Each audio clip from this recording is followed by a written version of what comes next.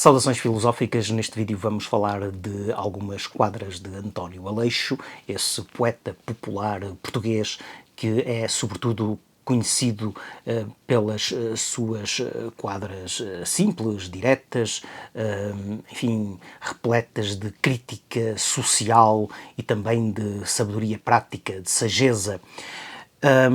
As quadras de António Aleixo não são propriamente ingênuas, não são aquele tipo de versos que a pessoa lê e, enfim, chega ao fim e acredita que gastou o seu tempo a ler uma inutilidade.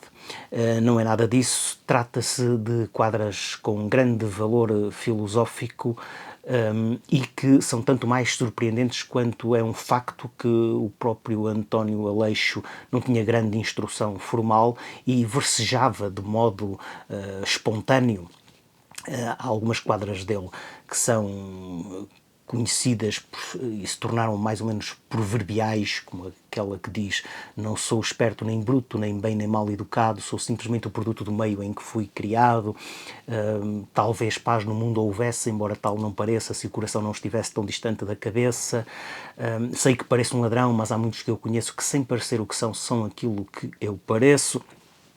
Mas aqui vamos falar de 6 quadras em concreto que no seu todo acabam por formar uma visão filosófica do mundo e da vida que é interessante e razoavelmente consistente. A primeira quadra é bastante conhecida: eu não tenho vistas largas nem grande sabedoria, mas dão umas horas amargas lições de filosofia. Ora, nesta quadra está implícita a chamada dota ignorância. Portanto, o sujeito poético reconhece a limitação do seu saber, não tem vistas largas nem grande sabedoria e também percebe que as lições de filosofia lhe são dadas pelas horas amargas, não propriamente pelas horas doces. Portanto, é o sofrimento, é a angústia, é o desgosto que leva a que a pessoa aprenda alguma coisa do ponto de vista prático e não propriamente a facilidade da vida. Claro que para existir aprendizagem tem que haver alguém ou algo que ensine, tem de haver alguém que aprenda e uma disponibilidade interior para aprender. E isso talvez nos possa levar então para a próxima quadra, que diz: tal qual me sucede a mim, sem ter vulto, sem ter voz, vive qualquer coisa em nós que manda fazer assim. A quadra é um pouco enigmática e, portanto, essa qualquer coisa a que o poeta se refere, poderemos pensar que se trata da consciência moral ou talvez do inconsciente de que falava Freud, ou até do superego, enfim, ou daquela vontade cega a que se referia Schopenhauer. Enfim, poderá também tratar-se aqui então de uma dualidade interior difícil de superar, de um conflito entre o dever e o prazer, entre dimensões do eu que não são facilmente conciliáveis. O que é certo é que aquela última linha, o último verso, que diz, portanto, que manda fazer assim, pode ser lida no fundo como uma espécie de resignação perante um determinismo obscuro que, neste caso, implica a inexistência de livre-arbítrio, mas também pode ser encarado esse verso como uma aceitação mística de uma lei divina, de um logos universal e, no fundo, como uma rendição a essa ordem. E isso também permite, então, que façamos a referência à terceira quadra, que diz: no arranco de loucura, filha desta confusão, vai todo mundo à procura daquilo que tem na mão. Bom, aqui está implícita uma crítica a esta alienação coletiva, a esta loucura em que as pessoas procuram constantemente coisas para preencher o seu vazio existencial.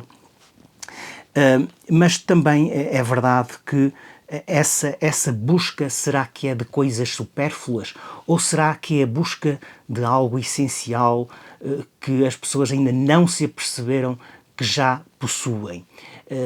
Se fizermos, se respondermos que de facto se trata dessa busca de algo essencial que nós já temos, então a quadra possui uma grande profundidade, porque no fundo isto remete um pouco para aquelas ideias do budismo, zen e de muitas tradições espirituais que tendem a considerar que, no fundo, a pessoa já está realizada, não precisa de buscar a realização.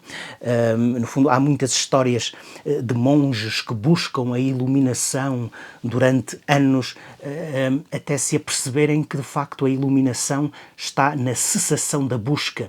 É exatamente quando deixam de procurar que eles percebem que estão iluminados.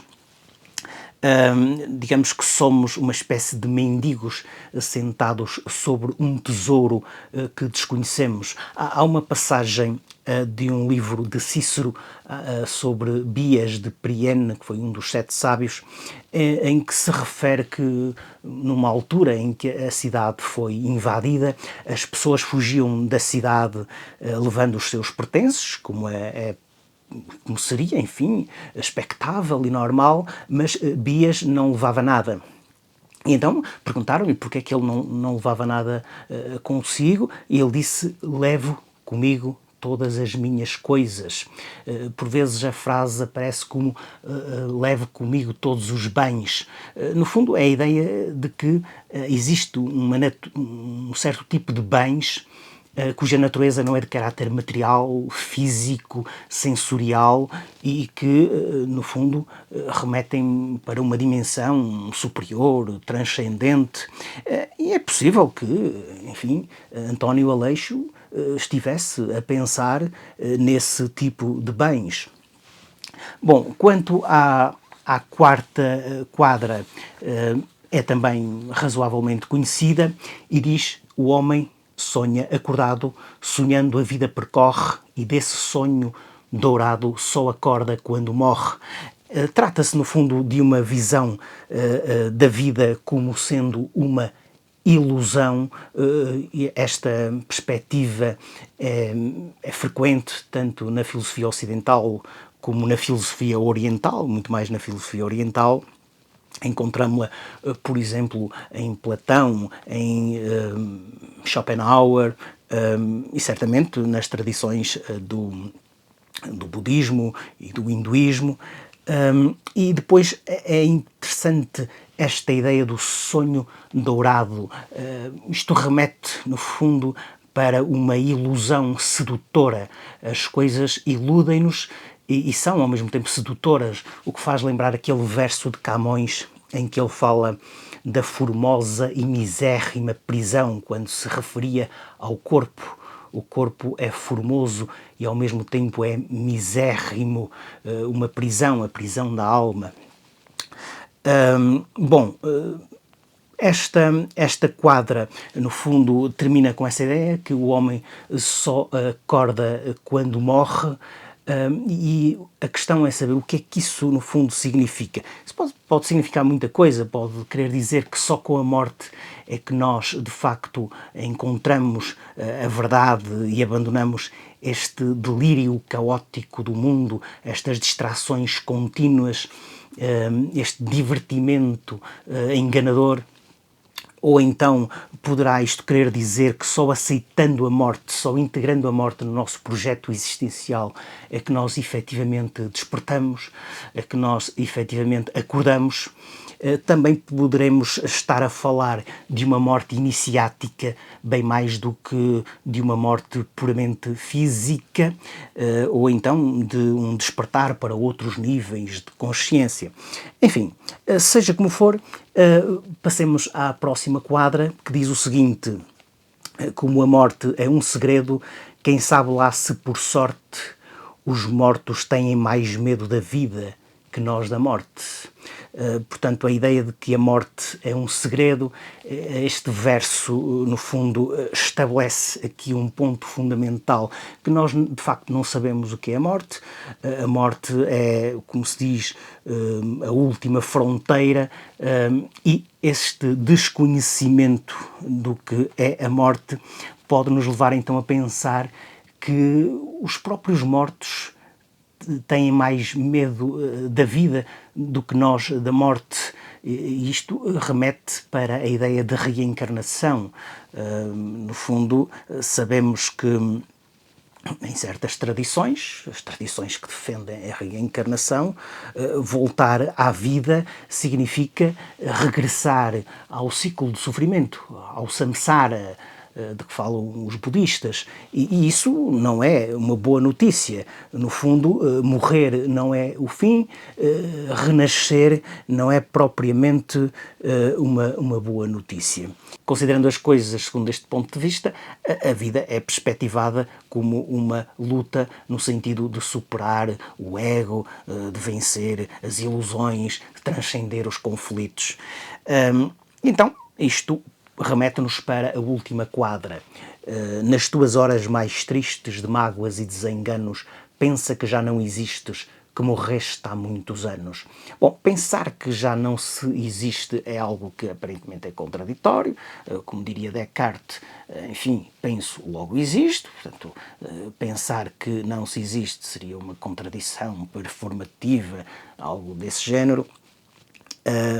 Em todo o caso, António Aleixo depois especifica, pensa que morreste há muitos anos.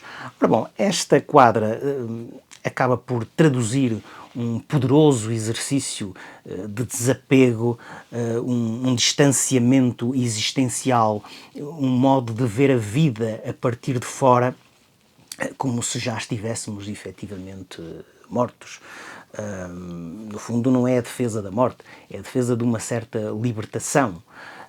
Este distanciamento radical é, no fundo, um resumo de muitos tratados, de muitos livros de autoajuda que nos recomendam que vençamos o ego e os seus conflitos. A maneira mais fácil de vencer o ego será essa de supor que ele já não está presente, fingir seriamente que ele está ausente, e dessa forma os desgostos, as angústias, as tristezas acabam por se distanciar do próprio indivíduo. A identidade, digamos que se dissolve e os medos desaparecem, esvaem-se no vazio. Enfim, trata-se de uma quadra com uma forte dimensão terapêutica.